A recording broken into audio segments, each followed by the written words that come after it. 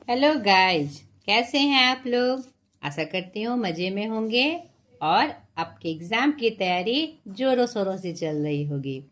ढेर सारी शुभकामनाओं के साथ आज के आपके अपने पिता पहचान क्लासेस में मैं लेकर आई हूँ साहित्य सागर का जो सीरीज हमारा चल रहा था। साहित्य सागर क्लास 9+10 ICSE बोर्ड पद्य भाग पार्ट 7 विनय के पद, जो संत तुलसीदास जी, जो गोस्वामी के नाम से जिन्हें हम संबोधित करते हैं, गोस्वामी तुलसीदास जी की एक बहुत ही सुंदर कृति है। इस क्लास में हम जानेंगे कवि परिचय, काव्य परिचय, इनकी व्याख्या और उस पाठ का प्रश्न प्रारूप। तो चलिए, क्लास स्टार्ट करने से पहले मैं आपको एक इन्फॉर्मेशन दे दूं जो मुझे आवश्यक लगा। जो हमारा आईसीसी बोर्ड साहित्य सागर का सीरीज चल रहा है, उसमें पद्य भाग में जो हमारा 5वां पार्ट था, मेघ आए, यहाँ पर देखिए आपके 10 कविताएं यहाँ संकलित हैं। तो हमारा सीरीज आज का वीडियो का है विनय के पद, तुलसीदास। ठीक है, तो ये जो 5वां है मेघ आए, यही कविता आपके क्षितिज भाग 1 यानी सीबीएसई बोर्ड का जो 9th है, क्षितिज भाग जो पाठ्य पुस्तक सीबीएसई बोर्ड में चलती है, वह 15वें पाठ में सेम कविता संकलित है। तो मैंने जो प्ले लिस्ट है, आप जब मेरे वीडियोस के प्ले लिस्ट में जाएंगे तो उसमें जो मैंने साहित्य सागर का पद्य भाग सीरीज शीर्षक रूप से डाला हुआ है, उसमें आपको क्षितिज भाग प्लस साहित्य सागर के नाम से आपको वीडियो लाइन से प्राप्त हो जाएंगे। ठीक है, तो ये मैंने डाला हुआ है। सेम कविता थी तो मैंने इसको एडिट करके डाल दिया है। आपको अच्छे से ये कविता आपके लिए सहायक हो जाएगी, आपको समझ में आएगा। यहाँ पर कंफ्यूज नहीं करना है। तो आपका साखी से लेकर 6 तक के जो पद हैं, सूरदास के पद तक, वो उसका वीडियो मैंने डाला हुआ है। आज हम 7वां जो कविता है विनय के पद तुलसीदास जी, उसके बारे में जानेंगे। तो इसकी जानकारी मुझे देनी थी, मैंने दे दी। और एक और इन्फॉर्मेशन कि मैंने साहित्य सागर का गद्य भाग का वीडियो जो 10 संक्षिप्त कहानियां संकलित है इसमें स्टार्टिंग में, उसका भी मैंने प्लेलिस्ट बनाकर डाला हुआ है। तो वो भी आप जाकर देख सकते हैं। बड़े घर की बेटी तक हमने डाला है और जो बचे हुए हैं वह भी मैं एक एक करके डाल दूंगी। तो प्लेलिस्ट में आपको एक ही साथ प्राप्त हो जाएंगे। आप मेरे वीडियो पिता पहचान क्लासेस में जाइए और जिसने भी सब्सक्राइब नहीं किया है उसे सब्सक्राइब करें, उन्हें दोस्तों में शेयर करें ताकि मैं उनके लिए भी सहायक हूँ। क्योंकि मेरी जो मेहनत है इसीलिए है कि जो हिंदी के बच्चे हैं, जो हिंदी को हल्के में लेकर उसे इग्नोर करके चलते हैं, या फिर जो वीडियो उनको सही रूप में प्राप्त नहीं हो पाती है, तो मैं उसके लिए सहायक हूँ। तो ये मेरी इच्छा भी है और मैं चाहती हूँ कि बहुत सब बच्चों तक मेरा ये वीडियो पहुँचे और मेरी मेहनत सफल हो। तो इसके लिए मेरे वीडियो को शेयर करें, सब्सक्राइब करें, दोस्तों में इसकी चर्चा करें ताकि उन बच्चों तक हमारा वीडियो पहुँच सके। तो चलिए बिना समय को गवाए अब आज के क्लास का हम जो है स्वरूप उसे हम पूरा करें। तो आज की क्लास में सबसे पहले कवि परिचय, काव्य परिचय, फिर प्रश्न प्रारूप। चलिए स्टार्ट करते हैं गोस्वामी तुलसीदास जी के परिचय से। इसमें एक और मैं जानकारी दे दूं, इससे पहले का जो हमारा पाठ था, एक बहुत ही सुंदर चीज मुझे प्राप्त हुई है और यह भी आपके एग्जाम में आपका हिस्सा होता है, सूरदास से संबंधित। इसके पहले का जो पाठ था सूरदास के पद, कुछ जानकारी मैं आपको देना भूल गई थी, तो इसी सीरीज में मैं उसको शेयर कर रही हूँ।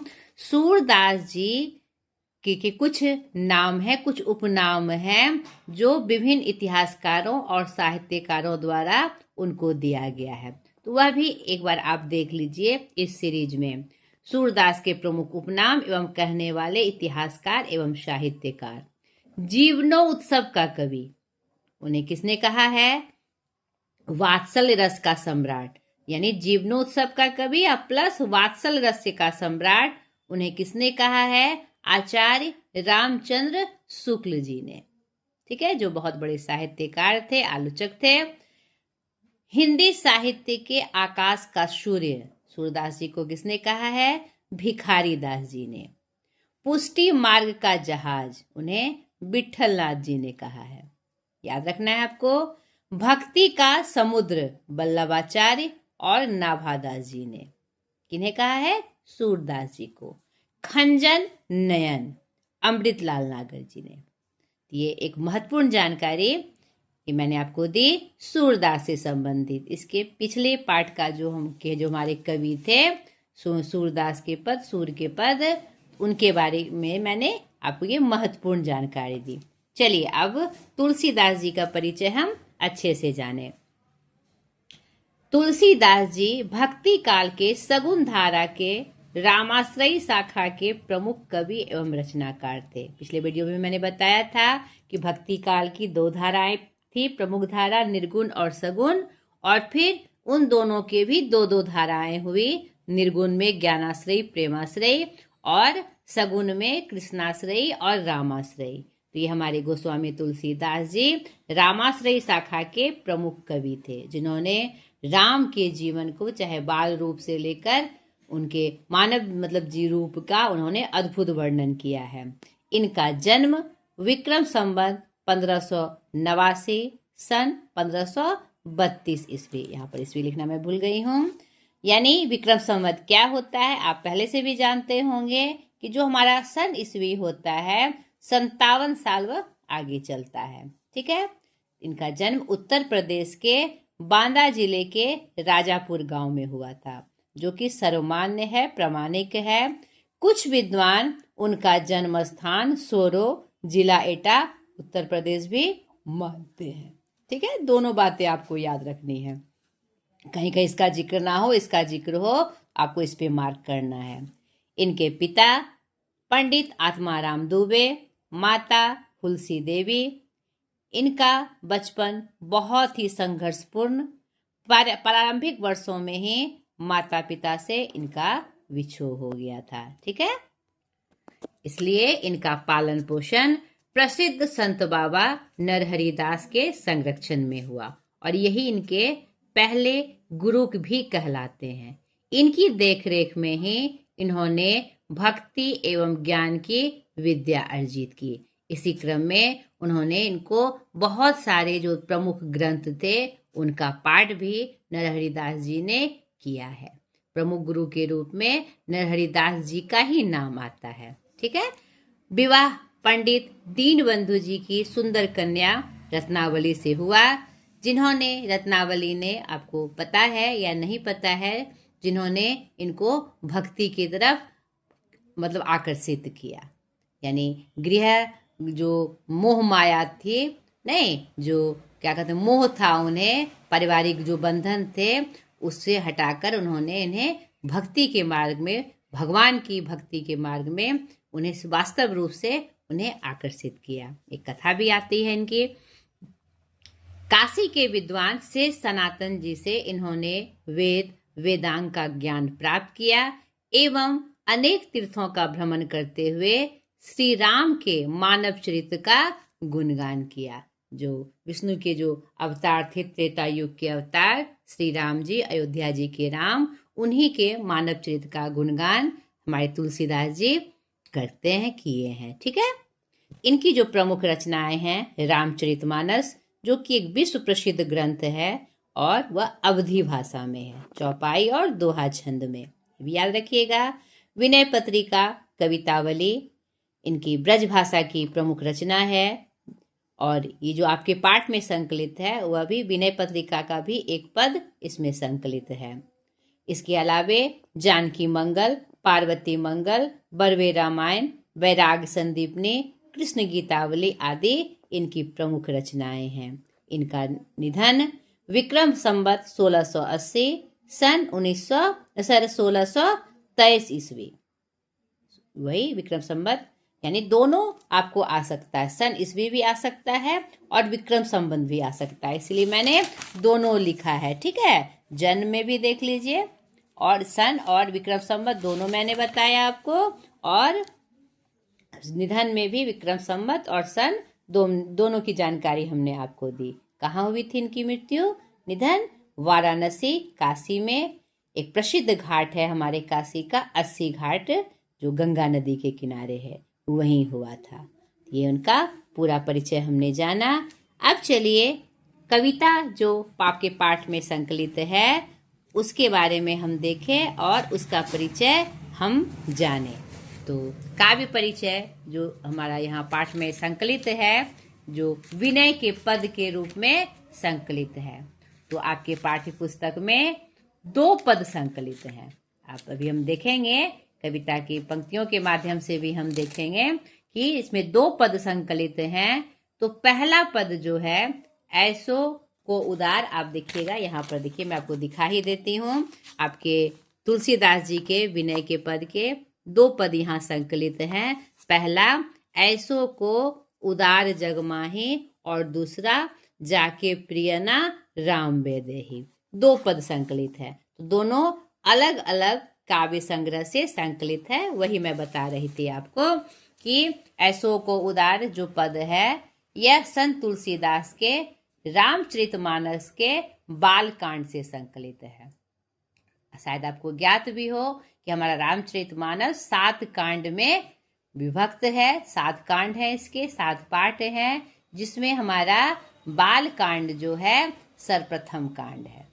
ठीक है, तो यह जो ये पद जो आए हैं, ऐसो को उदार जगमाही, आपका तुलसीदास के रामचरितमानस के बाल कांड से संकलित है, जो यह बताता है कि राम के समान कोई उदार नहीं है, यानी बड़े दिल वाला, बड़े हृदय वाला नहीं है। राम जी बहुत उदार हैं। यह पद उनके राम जी के प्रति भक्ति भाव और राम की महिमा का वर्णन करता है।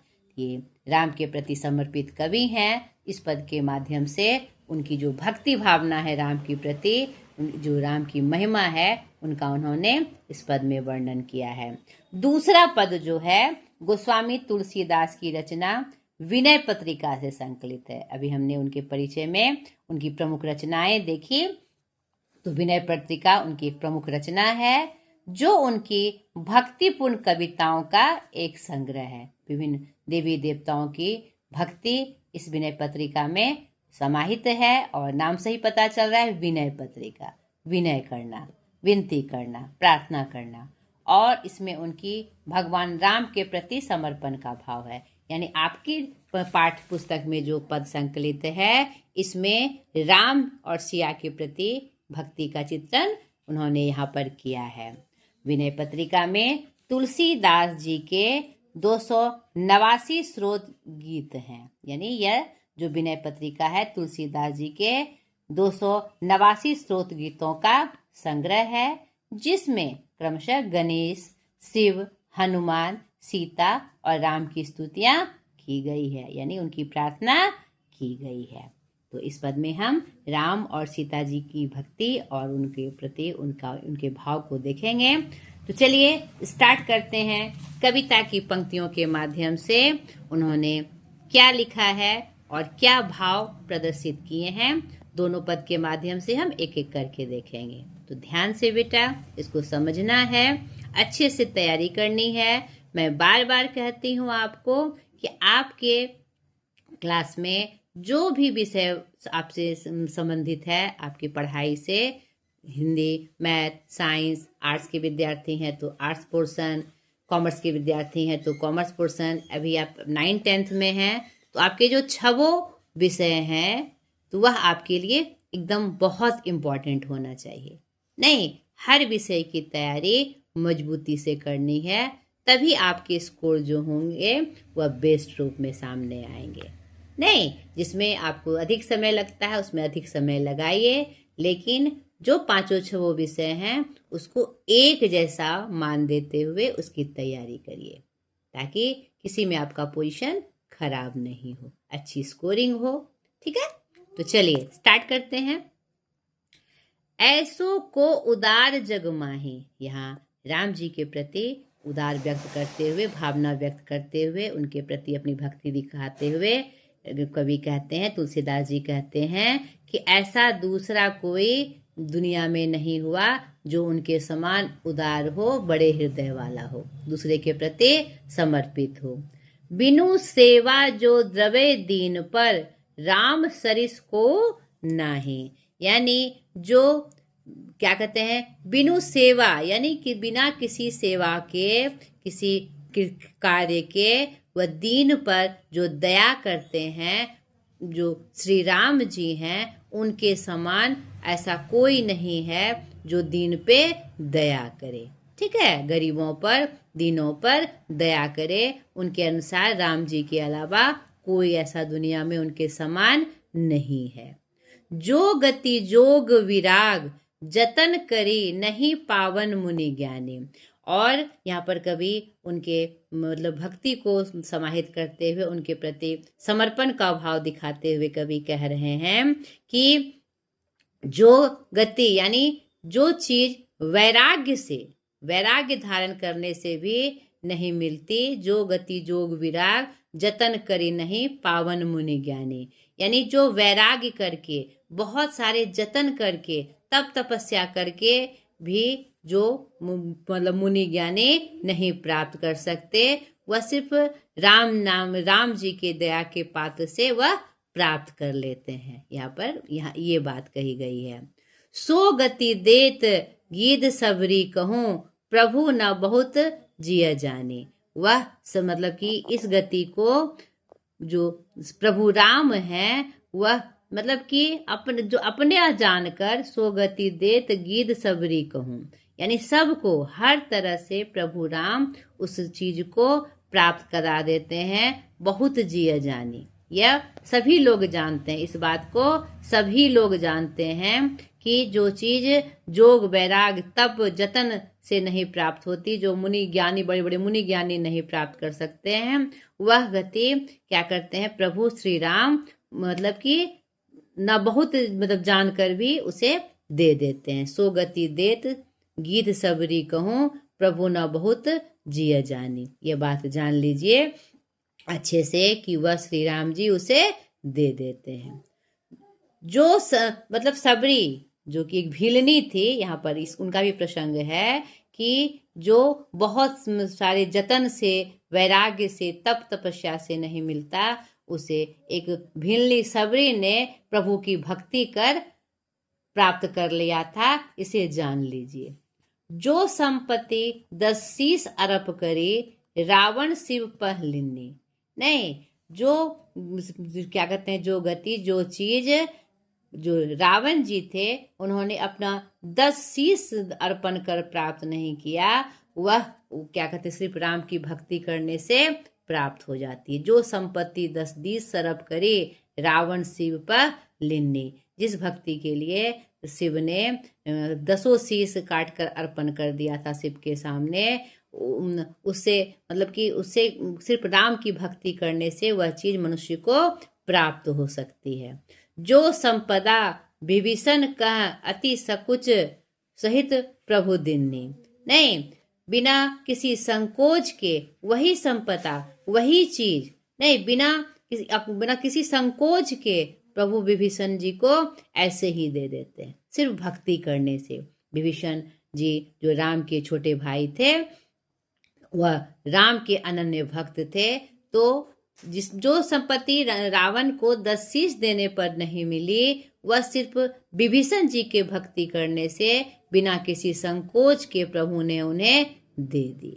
नहीं, पूरा राज्य उन्हें सिर्फ राम जी की भक्ति के कारण, भक्ति प्राप्त करने के कारण विभीषण को मिल गई न। इतने उदार हैं, इतने बड़े हृदय वाले हमारे श्री राम जी हैं। यहाँ पर उनकी महानता का वर्णन, श्री राम जी की महानता का वर्णन कवि करते हुए दिखाई पड़ रहे हैं। तुलसीदास सब भांति सकल, सुख जो चाहे सी मन मेरो, तो भजु राम काम सब पूरन, करे कृपा निधि तेरो।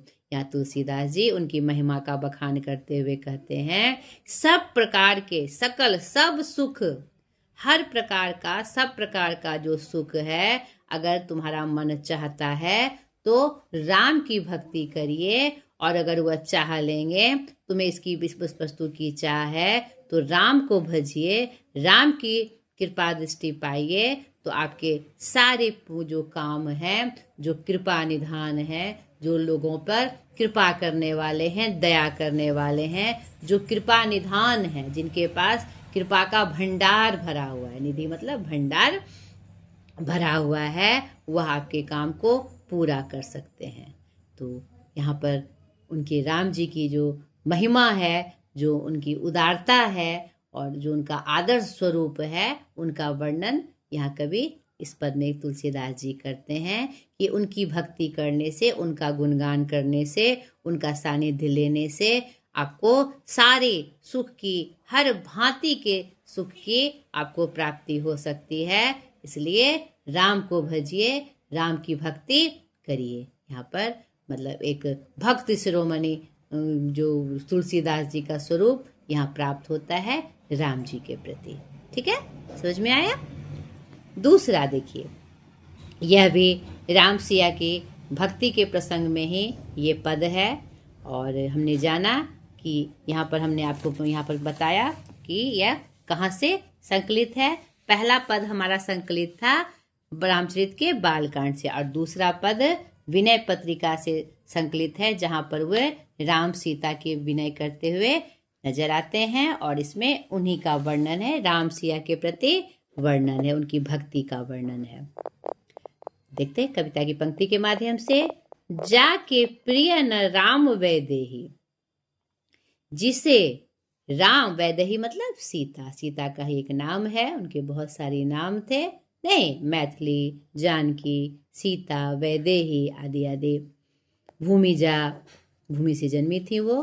तो जिसे राम और सीता जिसको प्रिय नहीं है, यानी जो राम सीता को नहीं पसंद करते या नहीं मानते, जो प्रिय नहीं है, उसे तजिए ताहि कोटि वैरी समजतपि परम स्नेही।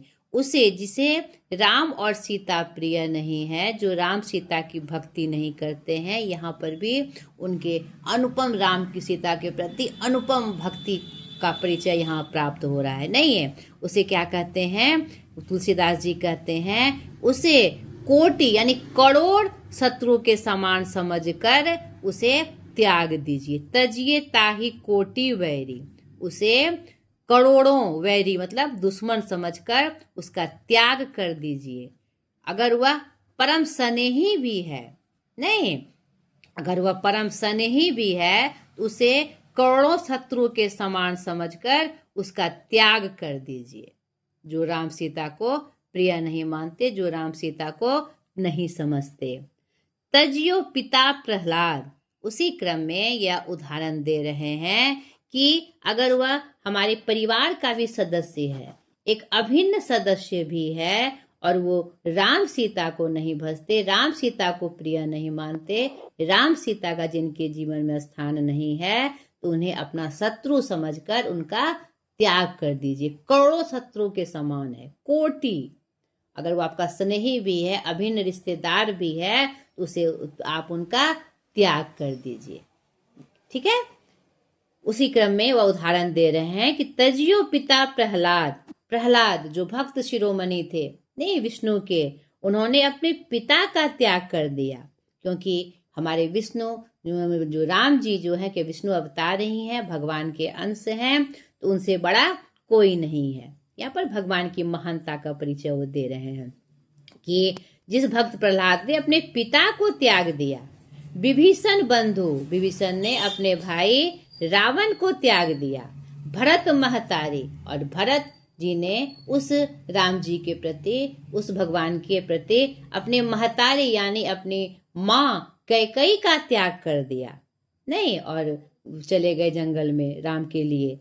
बलि गुरु तजियो, और बलि जो बहुत बड़े बलि जो राजा थे, उन्होंने अपने गुरु शुक्राचार्य का त्याग कर दिया था भगवान के लिए। वो भक्त थे, भगवान विष्णु के भक्त थे, राम जी के भक्त थे। उन्होंने शुक्राचार्य जो दानवों के गुरु हैं, उनको उन्होंने त्याग दिया था नहीं।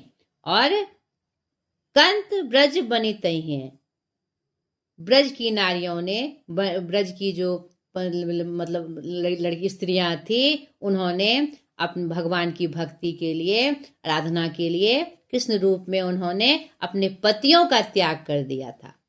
उनकी भक्ति का गुणगान करने के लिए ब्रज की नारियों ने, स्त्रियों ने, कंत मतलब पति, यहाँ पर कंत का मतलब क्या होता है, पति का त्याग कर दिया था नहीं। भय बुद्ध मंगलकारी, यह उनके लिए गलत राह नहीं थी, यह मंगलकारी थी।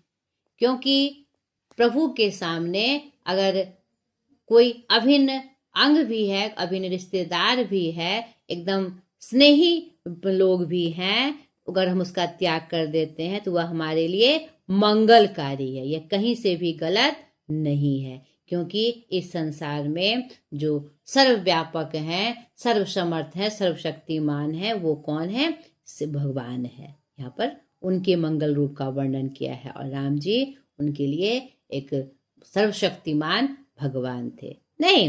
यहाँ पर राम के मतलब, राम मतलब भगवान, राम सीता मतलब परम सत्ता रूप में जिस जो देव हैं, ठीक है। नाते नेह राम के मनियत, सुरधय सुसेव जहां जहां लो। यहाँ क्या कर रहे हैं कि अगर वो किसी भगवान को नहीं मानते हैं, राम सीता को नहीं मानते हैं, वह अगर आपके परम स्नेही भी हैं, उसका त्याग कर देने से वो आपके लिए मंगलकारी है। आप किससे नेह लगाइए, किससे स्नेह लगाइए, किस रिश्ते को मानिए, राम को मानिए, और सुहृदय से उसी को सेविए, भगवान के स्वरूप को सेविए, उन्हीं को मानिए। और उसी क्रम में फिर उदाहरण दे रहे हैं, अंजन कहाँ आंख जही फूटे, उस काजल का क्या काम जिससे आंख फूट जाए। अंजन यानी काजल, यहाँ अंजन फिर उदाहरण दे के समझा रहे हैं कि अंजन क्या है, आंखों की सुंदरता के लिए है, लेकिन वही काजल जब आंख को फोड़ दे, जिससे आंख को नुकसान पहुंच जाए, तो उस काजल का क्या काम। तो वही उस प्रकार के जो सनही हमारे रिश्तेदार हैं या लोग हैं जो परम हैं, उनका क्या काम जिससे हमें नुकसान ही हो, जो हमें नुकसान की राह दिखाए। बहुत तक कहो कहाँ लो नहीं, वह बहुत हद तक कहाँ काम आने वाले हैं नहीं, कहाँ वो काम आने वाले हैं। तुलसी मतलब यही मैं कहना चाह रहा हूं, यानी बहुत तक कहाँ कहाँ लो। मैं बहुत कुछ नहीं कह रहा हूं, मैं बहुत तक कहाँ लो मतलब मैं इतना ही कह रहा हूं, मैं बहुत ज्यादा नहीं कह रहा हूं। मैं तुम्हें इशारा कर रहा हूं कि जिस चीज से हमारा नुकसान हो और सही रूप से हमें सही मार्ग का दर्शन ना हो, तो उसे सामीप रख के क्या फायदा। तुलसी सब भांति परम हित, पूज्य प्राण ते प्यारो, जासो होए स्नेह राम पर, ए तो मतो हमारो। यहाँ पर अंत में अपनी बातों को स्पष्ट करते हुए तुलसीदास जी कह रहे हैं कि तुलसीदास मतलब परम हित आपका किसमें है, आपको पूज्य प्राण ते प्यारो, यानी श्री जो प्राण से प्यारे हैं, पूजनीय हैं, वह श्री राम और सीता माता हैं, यानी जो आराध्य देव हैं, जो सर्वव्यापक हैं, सर्वशक्तिमान हैं। उन मतलब कि परम हित आपका उसी में है, आप उनको प्रिय बनाए, उस स्नेही का त्याग कर दे जो आपके लिए नुकसानकारी है। जासो है स्नेह राम पर, और किससे स्नेह जोड़िए, राम पद से स्नेह जोड़िए, वो आपके लिए मंगलकारी होंगे। वह आपको मतलब कि हर तरह से आपके सहायक होंगे और मुक्ति दिलाएंगे नहीं। बस यही मेरा मत है, ए तो मतो हमारो। तुलसीदास जी कहते हैं यही मेरा मत है और यही सही है, मैं सिर्फ इतना ही कह रहा हूँ। यहाँ पर संकेत कर रहे हैं कवि कि आपके लिए क्या उचित है, क्या अनुचित है। जो भगवान के प्रति आपको भटकाते हैं वह हर तरह से अनुचित है, इसीलिए उसका त्याग कर दीजिए। और जो सही रूप में आपके सहायक हैं, आपके रक्षक हैं, आपको मुक्ति दिलाने वाले हैं, उनका गुणगान करिए, उनकी भक्ति करिए। ठीक है, तो दोनों पद मैंने आपको स्पष्ट किया, दोनों की व्याख्या मैंने की।